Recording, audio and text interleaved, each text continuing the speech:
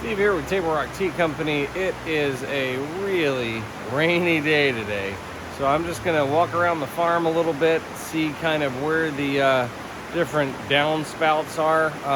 This is kind of a torrential rain, so I want to see kind of where everything is washing, and I'm going to take you on a little bit of a tour with me. So let me grab my umbrella here, and yeah, we'll get going. So yeah, massive rain, as you can see. This is good. This is showing me that my French drain that hits in front of the greenhouse is at least holding. There is some sediment gathering up there, but at least it's not flooding into the greenhouse. So it's basically hitting there and then going underground, and then yeah, so that's good. Over here, I checked the gutters. We got to clean out these gutters. This one's not working. This one's working, but it's got some crud in it, probably some leaves and stuff.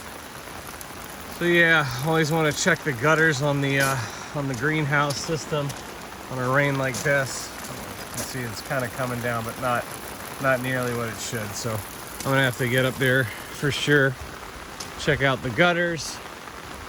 I also like to see, just kind of in general, if anything is creating a channel that I need to either not plant near, or maybe plant a different way, or make some kind of a water break, or a French drain, or a gully.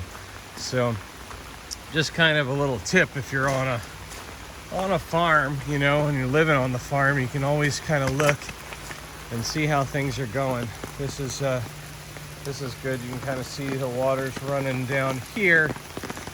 I'm gonna have to do some work over here though, because it's gonna start flooding out the backyard patio. There's Harlan over there, the tea tug. Downspouts on the back seem to be working good, except for the end ones seem to be clogged up. So I'm gonna have to work on those.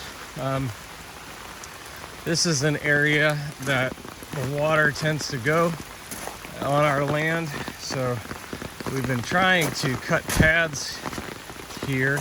This is what's called a bari over here. I've explained that in another video, but this is our trees that we let to do seed bearing, and so they're growing up. But you can see this stone sort of pathway that was cutting right through the bari, but I used another torrential downpour to kind of channel this a little bit. I don't know if you can see this here, but I raised it up. I put a berm so that the water would end up coming down and finding a path.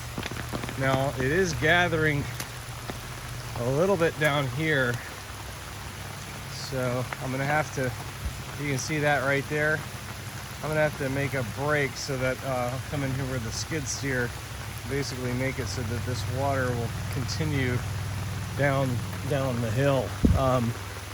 Yeah, tea doesn't like wet feet, so I tell clients that all the time. If you're planting, definitely doesn't like wet feet. So you can see the ends of a few rows right in there. That doesn't like that, so I'm gonna have to break that berm a little bit. So yeah, coming down here, it looks like we've got a little bit of stagnant over on this end as well. So probably what I'm gonna have to do, it's hard to tell. Right in there, I probably have to do a little bit of a scooping down. This is my neighbor Tom. I always like to check his creek is really high right now. So that's Carrot Creek, and yeah, that's way over the banks. So, but in general, things are looking pretty good. Got another bit of an area right up here that I need to make a break for. Yeah, so you get the idea. So, you know, on these kind of things, when you're given the opportunity to look at your land and how it's running, obviously before you plant or before you buy it, if you can know where the water goes, you don't want to try to fight too hard against the topography of the land. It's been there a lot longer than you have. And you know, so things like this, you know, we've got this gully that was here that runs down, and you know, you don't want to mess up with that thing. You don't want to fill up the gully with, you know, debris and stuff like that. So yeah, so again, kind of looking back, so for the most part it's draining off.